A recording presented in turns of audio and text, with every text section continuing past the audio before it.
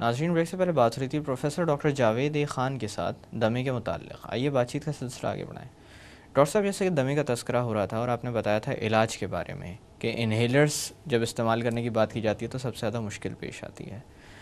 اسی حوالے سے میں آپ سے پوچھنا چاہوں گا کہ اسٹیرائڈس بھی خاصے عرصے تک استعمال کیے جاتے رہے. اورل اسٹیرائڈس کی بات کر رہا ہوں دمے کو کنٹرول کرنے کے معاملے میں، اور انہیلر فارم میں بھی دیے جاتے ہیں.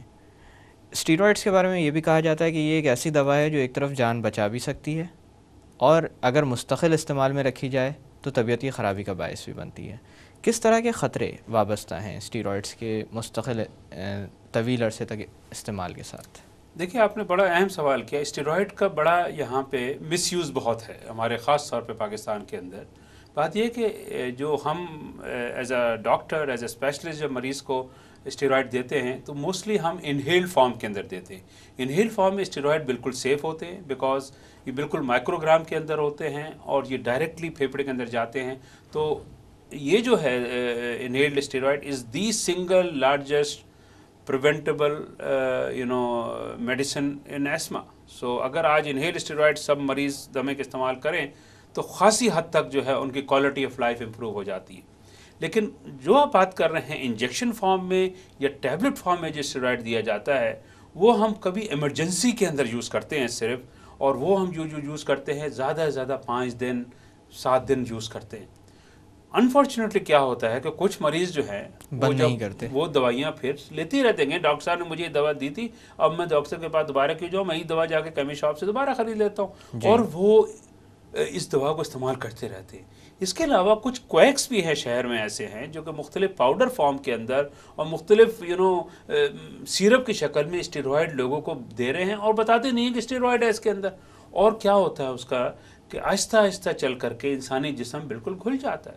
اس کو معدے کا السر ہو جاتا ہے، اس کو ڈائبٹیز ہو جاتی ہے، اس کا موٹاپا ہو جاتا ہے. تو لوگ سمجھتے ہیں ہمارے ملک میں بڑا مشہور ہے بچہ جتنا موٹا ہے اتنا ہی تندرست ہے. جی، حالانکہ وہ اسٹیرائڈ کی وجہ سے بچہ جو ہے موٹا ہو رہا ہوتا ہے. کہتے ہیں جی چاند جیسا چہرہ نکل آیا، وہ ایکچولی مون شیپ فیس، وہ ایک سائیڈ افیکٹ ہے اسٹیرائڈ کا.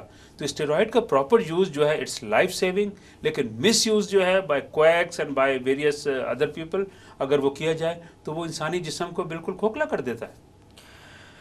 اچھا ڈاکٹر صاحب، بہت سارے لوگوں میں یہ کانسیپٹ بھی پایا جاتا ہے کہ جب بچپن میں استھما سامنے آ جاتا ہے تو بڑے ہونے کے ساتھ ساتھ صحیح ہو جائے گا. کیا یہ معاملہ ہر انسان کے ساتھ ہوتا ہے؟ کیونکہ اکثر لوگ پھر بعد میں نا امیدی کا بھی شکار ہوتے ہیں کہ بچہ تو بڑا ہو گیا لیکن استھما صحیح نہیں ہوا. ہاں، یہ جو ہے لوگوں میں یہ ایک چیز بتانی چاہیے کہ بھائی کوئی گارنٹی نہیں ہے. آپ ڈاکٹر کو آنیسٹ ہونا چاہیے آئی تھنک پیرنٹس کے ساتھ کہ بھائی آپ کے بچے کو دمہ ہے، یہ چیزیں کریے. اور امید ہے کہ 50% بچوں کے اندر جو ہے یہ دمہ وقت کے ساتھ ساتھ چلا جائے گا. لیکن یہ کوئی گارنٹی سے کوئی نہیں کہہ سکتا. اور پیرنٹس کو اگر آپ صحیح نہیں بتاتے تو بچہ جب 16 سال کا ہو جاتا ہے کہ ڈاکٹر صاحب آپ نے تو کہا تھا کہ بچے کا دمہ چلا جائے گا، یہ تو ابھی تک اس کا دمہ موجود ہے اور اٹیک ہوتا ہے. تو ایک ریئلسٹک ہونا چاہیے. میسج یہ جانا چاہیے جناب، دمے کا آپ کا جو مریض ہے، جو بچہ ہے، یہ ایک نارمل زندگی گزار سکتا ہے پرووائڈیڈ کہ آپ اس کا ریگولر علاج کرائیے. جس طرح سے کسی کو ڈائبٹیز ہوتی ہے، اب وہ یہ چند دن کا تو نہیں ہے کہ جناب آپ ڈائبٹیز کے لیے چند دن کی دوائیاں کھائیے اور ڈائبٹیز کیور ہو جائے گی. اسی طرح دمے کے لیے اٹس اے کرونک النس. اس میں الرجن اوائڈنس میجر کی اہمیت یقیناً ہے، لیکن ساتھ ساتھ دوائیوں کی بھی اہمیت ہے. اگر ریگولر لے، جسے ہم کہتے ہیں پریونٹیو تھراپی، تو پھر دمے کا اٹیک نہیں ہوتا. اچھا ڈاکٹر صاحب، علاج میں انہیلرز کے استعمال کے علاوہ ایک اور مشکل جو اکثر و بیشتر پیش آتی ہے وہ یہ کہ آپ نے بتایا تھا 2 طرح کی دوائیں ہوتی ہیں. ایک وہ جو ایکیوٹ اٹیک میں لی جاتی ہیں یا جب دمے کا دورہ پڑتا ہے تب، اور ایک وہ جو مستقل لیتے رہنا ہوتا ہے جو مرض کو کسی حد تک کنٹرول میں رکھتی ہیں. تو اکثر و بیشتر مریض ان دواؤں کا استعمال نہیں کرتے جو کہ کنٹرولرز ہوتے ہیں، جبکہ ان دواؤں کا استعمال فوراً شروع کر دیتے ہیں جو کہ جب دمہ شدت اختیار کرنا ہوتا ہے تو ان کو استعمال کرنا. بالکل صحیح کہا. زیادہ تر مریض جو ہے وہ امیجیٹ ریلیف والی میڈیسن استعمال کرتے رہتے ہیں. کہتے ہیں جناب اس سے ہمیں فائدہ ہوتا ہے، اس سے فائدہ نہیں ہوتا. جو ایکچولی پریونٹیو تھراپی ہے، اس کا فائدہ امیجیٹلی نہیں ہوتا، اس کا فائدہ لانگ ٹرم میں ہوتا ہے.